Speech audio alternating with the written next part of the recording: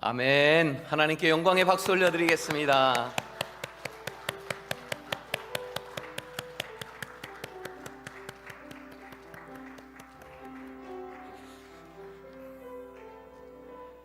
자비로우신 하나님 아버지, 우리를 구원해 주심을 감사합니다.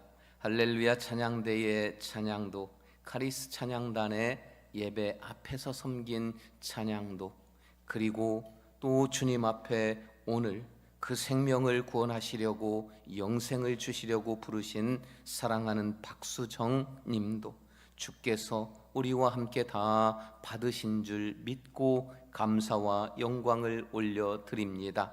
새 가족으로 하나님 우리 공동체 안에 이제 보내주셨으니 앞으로 평생에 함께 하나님을 알아가며 믿음 안에서 주님 주시는 은혜와 평강과 축복을 누리며 주님 찬양하며 살아갈 수 있도록 하나님 도와주시고 인도하시고 함께하여 주시옵소서. 사랑하는 내 자녀 선미, 선영이, 선화, 아혁이도 함께 주님 앞에 나와 예배하고 있습니다. 주께서 저 가정을 돌보시고 놀라운 은혜와 복을 내려 주시옵소서. 이제 하나님의 말씀을 저희로 받기를 원하오니 하나님 성령께서 우리 각 사람에게 친히 말씀하여 주시옵소서. 예수 그리스도 이름으로 기도드립니다. 아멘. 할렐루야. 여러분 명절 긴 연휴였는데 모두 잘 지내시고 또 건강하고 밝은 모습으로 하나님 안에서 뵙게 되어 참으로 반갑습니다. 지난주 토요일이죠. 어제 토요일 말고 전주 토요일, 이제 11월 4일은 월삭 예배로 하나님께 올려드렸습니다. 우리는 매월 첫 번째 토요일 이른 아침 6시에 월삭 예배를 올려드리면서 그 한 달 동안 하나님께서 은혜 베풀어 주시기를, 또 지켜주시기를, 또 주실 그 선물을 기대하면서 예배 드리고, 또 이른 아침 새벽이 아니라 6시에 하는 이유는 자녀들도 함께 나와서 또 축복 기도를 받고 함께 예배하자는 의미이지요. 사실 1일날 첫날 드리는 것이 어쩌면 더 좋을지도 모르겠습니다. 그런데 우리는 직장 생활이라든지 자녀들이라든지 여러 가지를 고려해서 첫 번째 토요일 날 드리고 있는데, 이 월상 예배를 드릴 때가 이렇게 가까워지면 저는 하나님께 기도합니다. 하나님, 이번 또 새 달을 우리가 맞이하는데 이 새 10월 달 하나님께서 주실 은혜는 무엇입니까? 어떤 말씀을 우리에게 주시고 그 말씀으로 복 주시기를 원하시는지 가르쳐 달라고 기도하지요. 하나님께서 주시는 감동은 이 성령의 바람 앞으로 나와라, 성령의 바람 앞에 서라, 이런 이 메시지, 그런 감동을 주시는 거예요. 제가 생각할 때 이 말씀으로 월상 예배에 나누겠습니다 하는데, 제 생각에는 이 주일날 나누면 더 좋을 것 같은 거예요. 그래서 또 기도했어요. 하나님, 이 말씀은 두 번째 주일날 나누기로 하고 좀 다른 말씀을 주세요. 아무리 생각을 하고 성경을 뒤지고 그래도 도무지는 떠오르지 않는 거예요.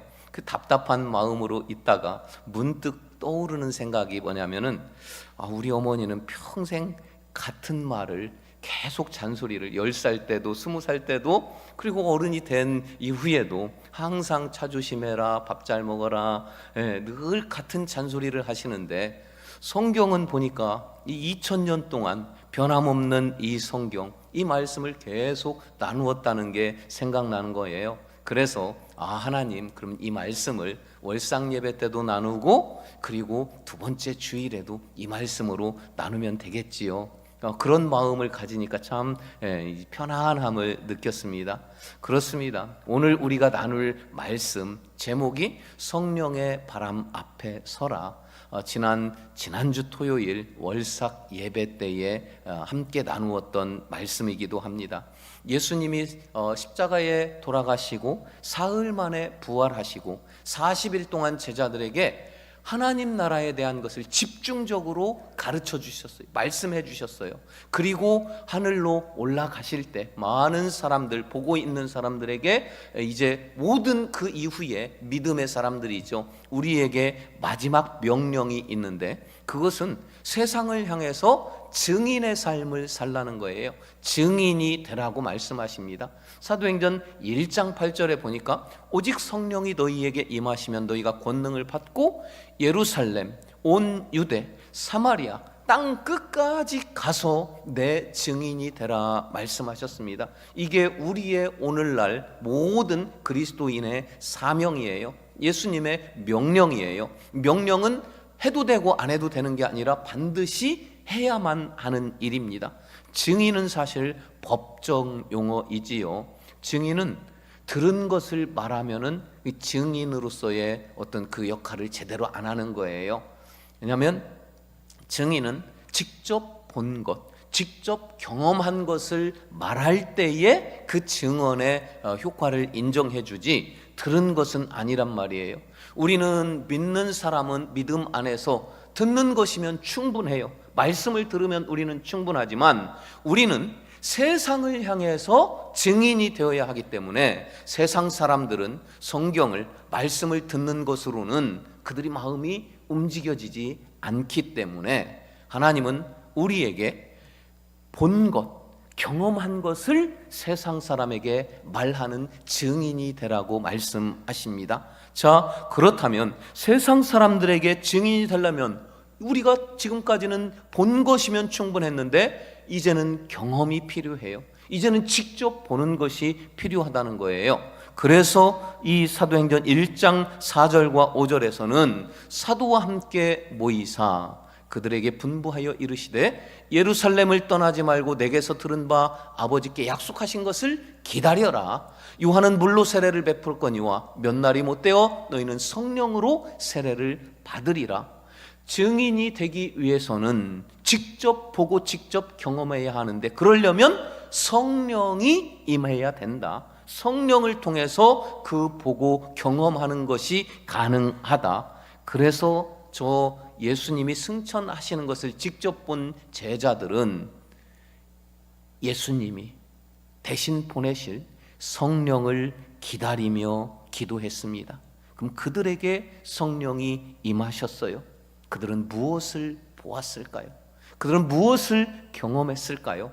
보고 경험한 것을 가지고 세상에 나가서 증인으로서 살아서 오늘날 이 기독교가 이 온 세상에 편만하게 되었는데, 그럼 성령이 임하시면 보고 또 경험하게 되는데 무엇을 경험하는지 오늘 함께 은혜를 나누려고 합니다.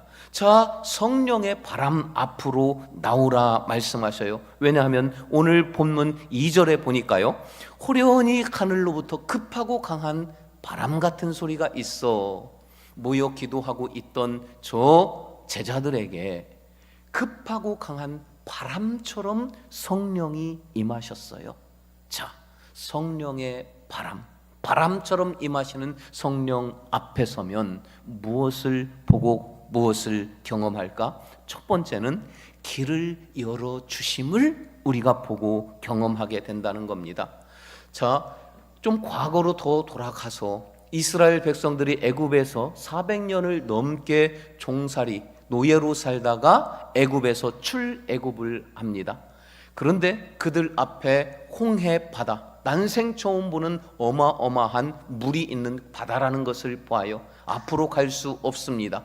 그래서 우회하려고 하는데 뒤에는 애굽 군사들이 먼지 바람을 일으키면서 이스라엘 백성들을 죽이러 달려오고 있습니다. 앞으로도 갈 수 없어요. 뒤로도 갈 수 없어요. 좌우로 간들 금방 잡혀 죽게 될 겁니다. 이런 상황 속에서 저 이스라엘 백성들은 어떻게 합니까? 바닥에 주저앉습니다. 땅을 치면서 통곡합니다. 그저 내가 노예라도 애굽에 있었다면 명대로 살다가 죽고 장례라도 치러질 텐데 지금 나는 여기서 이곳에서 객사하게 됐구나. 여기가 바로 내 죽음의 자리가 되었구나. 땅을 치며 통곡하며 원망합니다. 모두가 다 그랬을까요? 그 중에 모세는 그렇지 않았습니다. 우리 출애굽기 14장 21절을 함께 읽으십니다. 모세가 바다 위로 손을 내밀매 여호와께서 큰 동풍이 밤새도록 바닷물을 물러가게 하시니 물이 갈라져 바다가 마른 땅이 된지라. 그 많은 사람들 중에 모세는 성령의 바람 앞에 섰습니다. 하나님의 큰 동풍, 성령의 바람이 저 바다 위로 불어왔습니다. 그래서 바닷물을 물러가게 하시고 바다가 갈라지게 하시고 바다 밑에 있던 마른 땅이 보이게 해 주십니다. 백성들은 열린 길, 바람으로 임하시는 성령 앞에서 열린 길로 나아가 저 애굽의 모든 군사들로부터 벗어날 수 있었던 것입니다. 여러분, 성령의 바람은 길을 열어주십니다. 저도 제 인생에서 길을 잃고 헤매고 있었습니다. 30대 초반에 무엇을 해도 안 되고 무슨 짓을 해도 실패를 경험하면서 자신감이라는 것은 다 사라져 버렸어요. 자존감도 없어지더라고요. 비빌 언덕도 없습니다. 솟아날 구멍도 도무지는 보이지 않더라고요. 저는 40일 작정을 하고 금식하며 하나님께 기도했습니다. 성령의 바람 앞으로 나갔습니다. 하나님께서는 성령의 바람 앞에 선 저에게 모든 안개가 걷히게 하시고 눈이 열려지게 하시고 길을 보게 하셨습니다. 그 길로 거침없이 들어섰더니 행복하고 즐겁고 기쁘고 형통하고 그럴 줄 알았는데 그렇지만은 않아요. 여전히 힘들고 여전히 아프고 여전히 고달픈 길이었어요. 그러나 확신이 있었습니다. 흔들리지 않았어요. 하나님이 보여주신 길이고 하나님이 인도하시는 길이고 하나님이 함께 하시는 길이라는 이 확신을 저로 보게 하셨고 경험하게 하셨기에 저는 그 길을 기쁨으로 걸어올 수 있었는데 그 길로 걸어오다 보니 여기까지 왔습니다. 여러분, 성령의 바람 앞에 서면 길을 열어주십니다. 길이 막혔습니까? 잘 보이지 않습니까? 힘듭니까? 어디로 갈지 모르겠습니까? 성령의 바람 앞으로 나오십시오. 성령의 바람 앞에서 세상에 나를 헤아려 오는 저 모래바람을 일으키는 세상 바람은 눈에 보이니까 우리는 두려워요. 그런데 성령이 열어주시는 길은 바다 밑에 감추어져 있어서 우리 눈에 보이지 않아요. 우린 성령 바람 앞에서 그 성령의 바람이 바닷물을 물러가게 하고 감추어져 있던 바다 밑에 길이 보이게 하시고 마른 길이 되게 하셔서 우리로 그 길을 가게 하시는 것입니다. 여러분, 성령의 바람 앞에서 잃었던 길, 헤매는 길, 바른 길을 찾으시고 그 길 걸어가시기를 주의 이름으로 축원합니다. 성령의 바람 앞에 서면 하나님은 두 번째로 우리의 필요를 채워주십니다. 민수기 11장 31절에 보니까요, 바람이 여호와에게서 나와 바다에서부터 배출하기를 몰아 진영 곁 이쪽 저쪽 곧 진영 사방으로 각기 하루길 되는 지면 위 2규빗쯤에 내리게 한지라. 자, 이게 무슨 말씀이냐면 이스라엘 백성들이 성령의 바람 앞에 모세 한 사람 때문에 다 같이 성령의 바람 앞에 서게 되었어요. 그리고 바다 밑에 있는 길을 보고 홍해를 건넜습니다. 먹을 것이 없어요. 근데 광야는 어떻습니까? 먹을 것을 구하거나 생산하거나 채집할 수 있는 곳이 아니에요. 이건 부지런하냐 게으르냐의 그런 차원이 아니었어요. 하나님이 너무나도 잘 아시기 때문에 만나를 매일매일 공급해 주십니다. 너무 신기하지요. 너무 감사하지요. 그 만나를 먹는데 이것도 하루 이틀이지, 같은 만나를 매일 계속해서 먹으니 물리기 시작합니다. 그래서 지혜를 짜내요. 어떻게 먹을까요? 자, 민수기 11장 8절을 보니까 백성이 두루다니며 그것을 만나를 거두어 맷돌에 갈기도 하고 절구에 찢기도 하고 가마에 삶기도 하고 과자를 만들어 먹으니까 맛이 훨씬 더 달고 맛있어져요. 이것도 한두 번이지요. 찌어 먹고 삶아 먹고 구워 먹고 뭐 떡해 먹고 이것도 한 1년쯤 계속 먹다 보니까 영양의 불균형이 뭐 있었겠지요. 그 여러분, 이 이스라엘 백성들이 이제 원망이라는 것이 생기기 시작합니다. 은혜도 이제는 똑같으니까 질리는 거예요. 너무 물리다는 거예요. 애굽에 있을 때는 노예로 살았지만 그래도 가끔 고기도 먹었는데 그 고기가 너무나도 생각나는 거예요. 저 군 생활할 때 제일 많이 생각나는 게 삼겹살하고 초코파이더라고요. 이 먹는다는 것, 이 식욕이라고 하는 것, 인간의 기본적인 욕구입니다. 이것을 채워지지 않으면 이게 보통 어려운 게 아니에요. 이스라엘 백성들이 그래서 원망합니다. 기본적인 식욕, 인간의 기본 욕구, 이것이 채워지지 않아서 한 곳에서 원망이 시작하니까 이 원망이 물밀듯이 순식간에 온 백성들에게 원망이 가득 찹니다. 불평이 가득 찹니다. 하나님은 어떠실까요? 하나님은 한편 진노하시면서도 한편으로는 긍휼히 여기십니다. 그래서 바다에서부터 메추라기 떼를 몰려오게 해서 그 기가 막힌 타이밍에, 기가 막힌 장소에 기가 막히게 메추라기를 떨어뜨립니다. 이 메추라기의 정체를 보니까요, 요즘도 그런데요. 종종 요즘도 이 시나이 반도에 가끔씩 메추라기 떼가 떨어질 때가 있답니다. 이 메추라기는 철새예요. 아프리카, 유럽, 그리고 중동 지역의 계절을 따라서 이동하는 아주 작은 철새인데, 이 계절 때문에 이동을 하다가 시나이 반도 위를 이제 날아서 지나가다가 그들도 다 알지 못하는 갑자기 오는 역풍을 만나면 바람과 싸우다가 지쳐서 이 반도 위에 떨어지기도 한답니다. 요즘도 그런데요, 세상은 이것을 자연의 어떤 특별한 이치다 이렇게 설명해요. 하나님은 그렇지 않습니다. 우리 민수기 11장 31절을 다시 한번 함께 읽으십니다. 바람이 여호와에게서 나와 바다에서부터 메추라기를 몰아 진영 곁 이쪽 저쪽 곧 진영 사방으로 각기 하룻길 되는 지면 위 2규빗쯤에 내리게 한지라. 세상은 우연히 일어난 일이다라고 설명합니다. 그러나 하나님은 성경에 분명히 말씀하십니다. 여호와에게서 나온 바람이 메추라기 저 고기를 백성들에게 옮겨 주었다고 말씀하십니다. 여러분, 성경의 눈으로 이 현상을 보십니까? 세상의 과학의 눈으로 보십니까? 하나님의 성령의 바람 앞에 서면 이 성령의 바람이 역사하시는 영양의 결핍을 채워주시고, 성령의 바람 앞에서 그 역사하심으로 우리의 필요를 채워주시고 우리의 연약함을 채워주시고 우리가 간절히 소원하는 그 소원을 채워주시는 줄 믿으시기 바랍니다. 성령의 바람 앞에서 우리의 결핍을 풍성하게 채워주심을 보고 경험하고 그것을 세상을 향해서 증언하는 증인들로 살아가시기를 주의 이름으로 축원합니다. 세 번째로, 성령의 바람 앞에 서면 저주를 멈추어 주십니다. 창세기로 한번 들어가 보면은요, 창세기 8장 1절은 이렇게 말씀하셔요.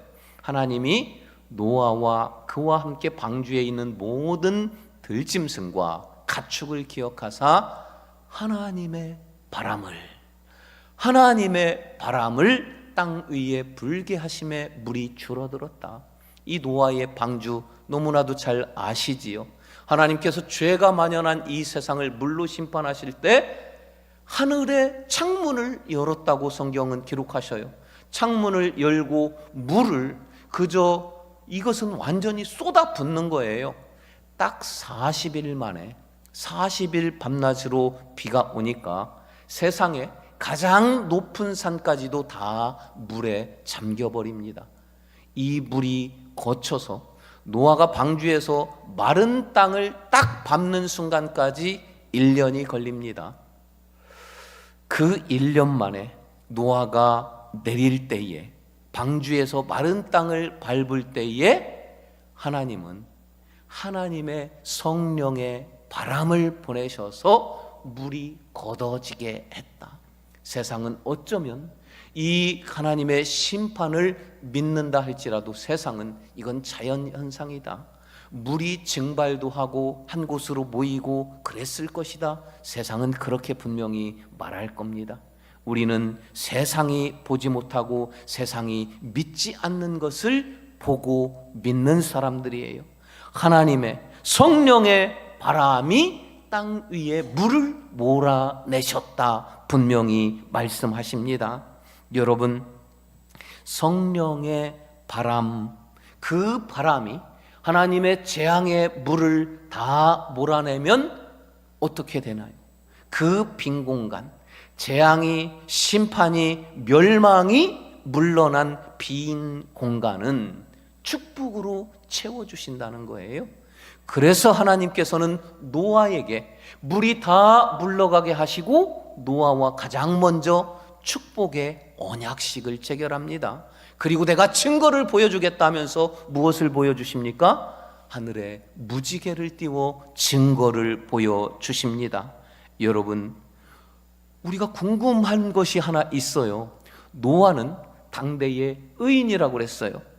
근데 이 당대의 의인이 어떻게 멸망당할 죄인들처럼 함께 고난을 당하고 어려움을 겪고 죽을지 살지 모르는 그 방주 위에 생명을 맡기고 1년을 기다려야 했을까요?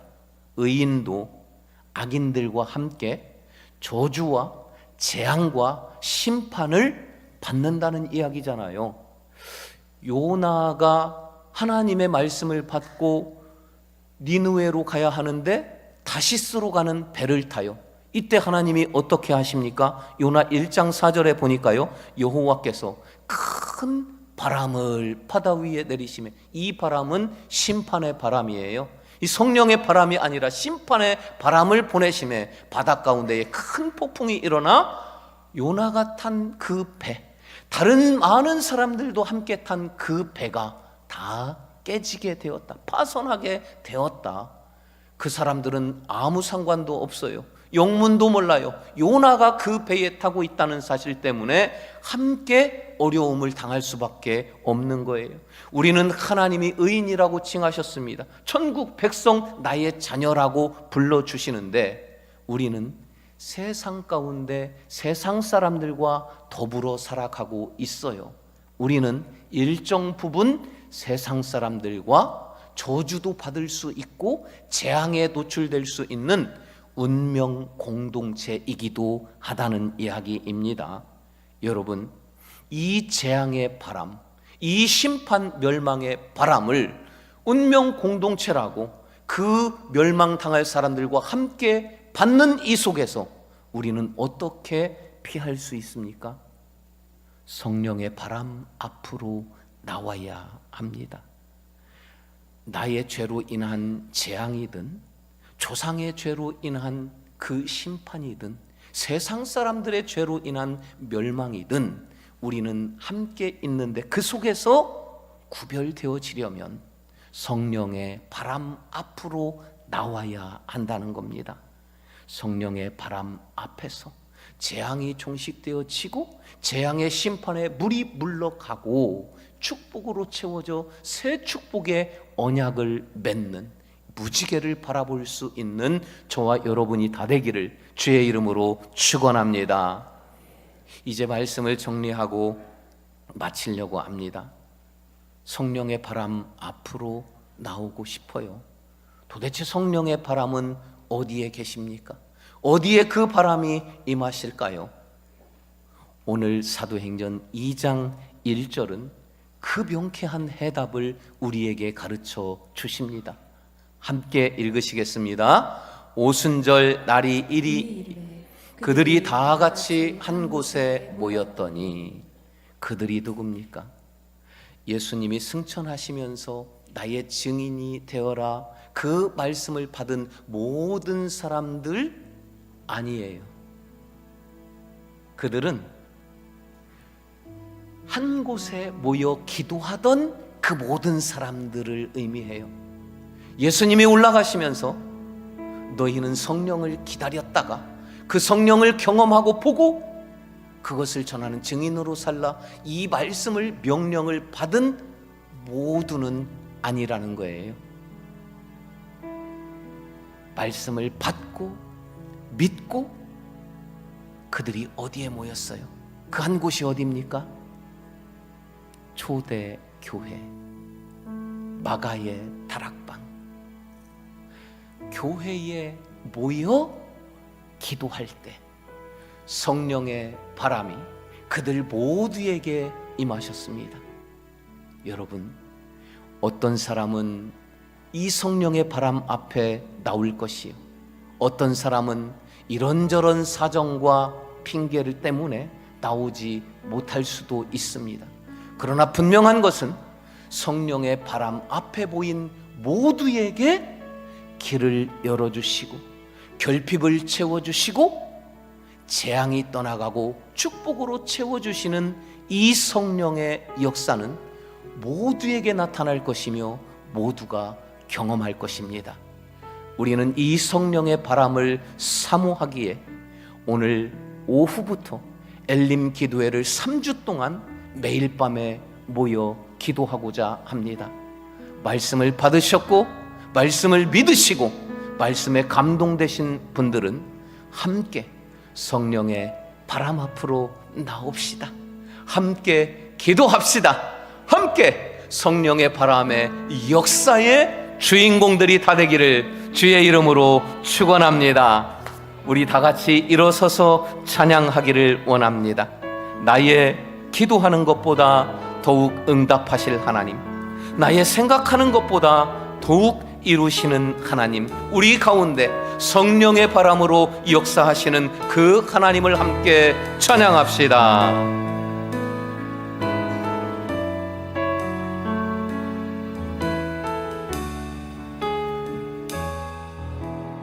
나의 기도하는 것보다, 나의 기도하는 것보다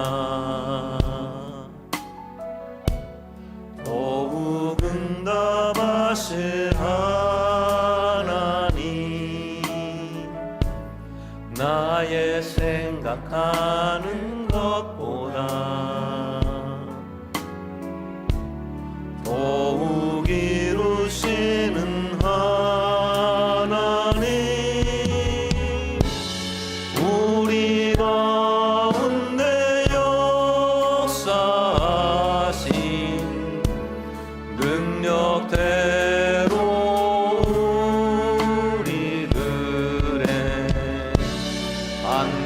간구함을 넘치도록 능히 하실 주님께 모든 영광과 존귀 찬양과 경배를 돌릴지어다.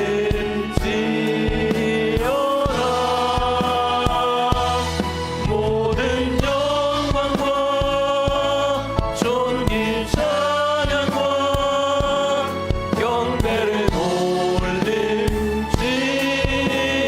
우리 가운데 역사하신, 우리 가운데 역사하신 능력대로 우리들의 간구함을 넘치도록 능히 하실 주님께 모든 영광과 존귀 찬양과 경배를 돌릴지어다.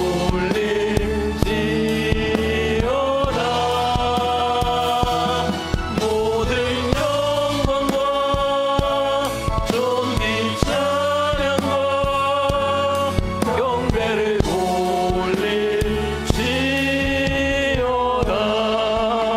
사랑하는 여러분, 성령의 바람 앞에 서면 성령의 놀라운 역사를 보고 경험하게 될 것입니다. 이 시간 주여 3번 부르고 함께 결단하며 기도하실 때에 말씀 붙잡고 기도합시다. 주여 주여 주여.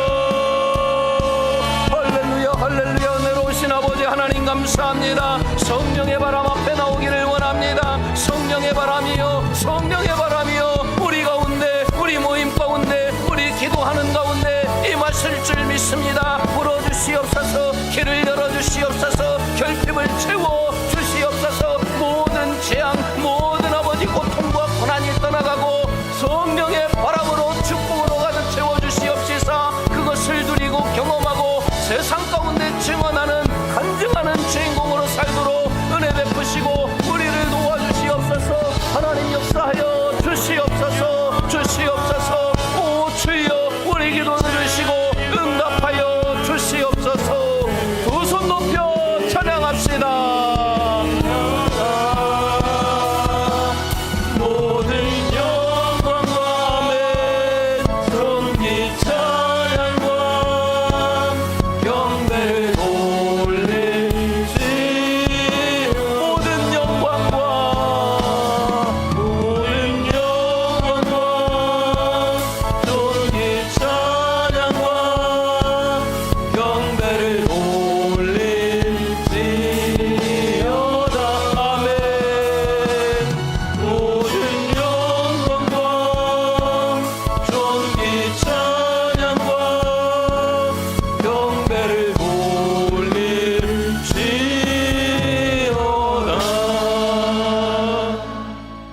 아버지 하나님, 성령의 바람이 임하시는 곳, 기도하는 곳 하나님의 교회, 내가 그곳 가운데 있기를 원합니다.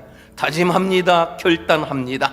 내 앞에 성령의 바람 임하시고 보이지 아니하는 길이 열려짐을 보게 하여 주시옵소서. 모든 결핍 기도의 제목들이 채워지고 응답받는 역사를 허락하여 주시옵소서. 모든 재앙이 떠나가고 심판이 사라지고 그곳 가운데 하나님의 축복으로 채워짐을 내 삶으로 온통 누리며 증인의 삶이 되게 하여 주시옵소서.